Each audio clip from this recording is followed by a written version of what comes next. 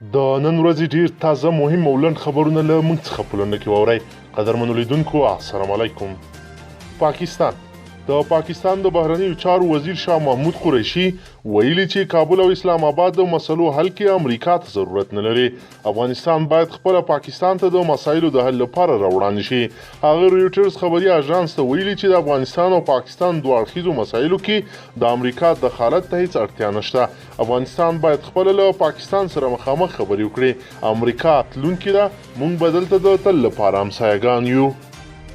بلخ د عامه روغتیا وزارت په کابل کې د دوه مشکوکو کسانو په ګڼې د کورونا وایرس ککړ شوي دي.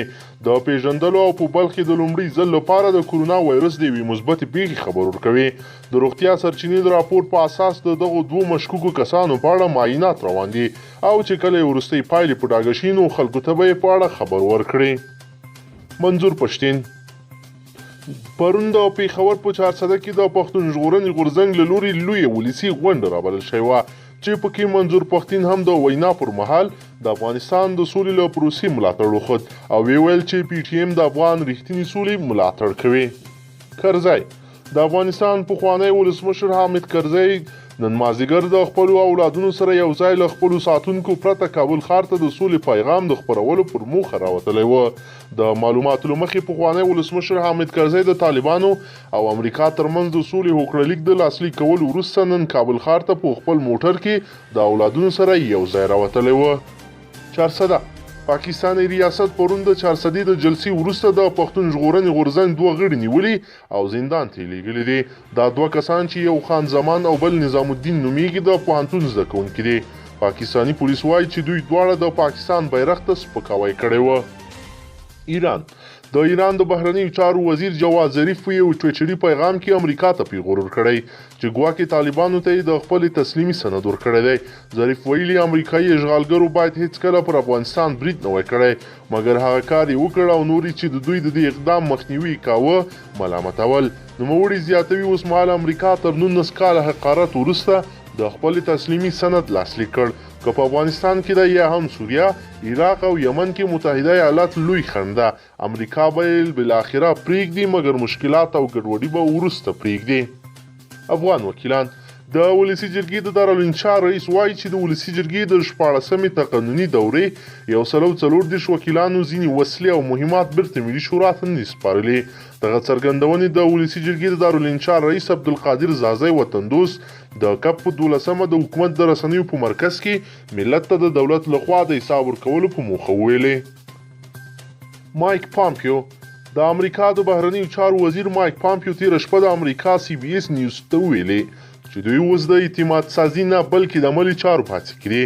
کله چې خبریال نوموړي وپوښتل چې ګواکې اشرف غني ویلي چې د بندیانو خوشي کولو په برخه کې امریکا واک نه لري بلکې دا د افغان حکومت اختیار دی. په غبرګون کې ویل اوس مهال د رقابت له مخې د رسنیو توجه جلبولو لپاره ډېر خلک ډېر څه وایي اما څه چې مهم دي زموږ اقدامات دي.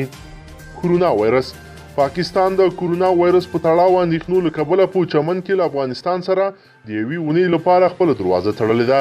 په ورته وخت کې د افغانستان شمالي ولایت بلخ چارواکي وایي ازبکستان هم په حیرتانو کې خپله پوله د مسافرو پر مخ وتړله خو د ریل ګاډي په مټ به سوداګریز توکي لیږدول کیږي.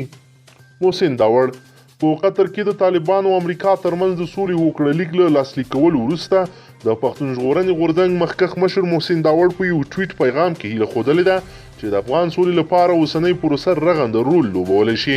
محسن داوړ پر خپل فیسبوک پاڼه او ټویټر باندې د امریکا او طالبانو ترمنځ د هوکړلیک له لاسلیک کولو په اړه ویلي دي.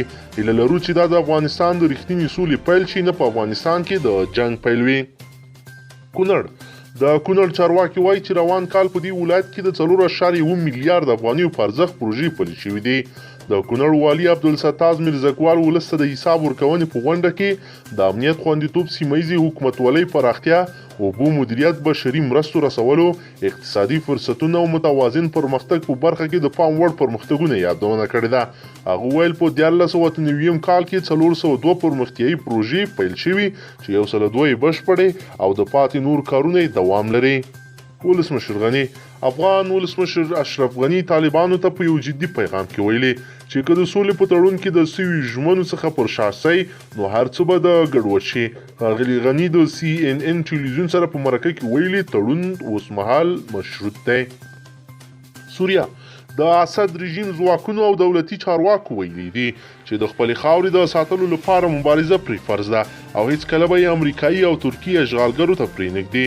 د اسد رژیم ځواکونو داسې مهال له خپلې خاورې د دفاع ډاډ ورکوي چې د سوریې د سراقب ښار په بېلابېلو سیمو کې د اسد رژیم پوځیانو او ترکي ځواکونو ترمنځ سختې نښتې روانې دي او د ملکیانو په ګډون د دواړو لوریو ته درنه مرجوب لا وختې ده. قدرمنو لیدونکو که چیرې غواړئ چې ورته تازه او مهمو پیښو څخه ځان ډېر ژر په لنډو کې خبر کړئ زموږ چینل د سره سبسکرایب کړئ او ویډیو سره حتما لایک کړئ. تر بلې ویډیو مو په لوی رب سپارم.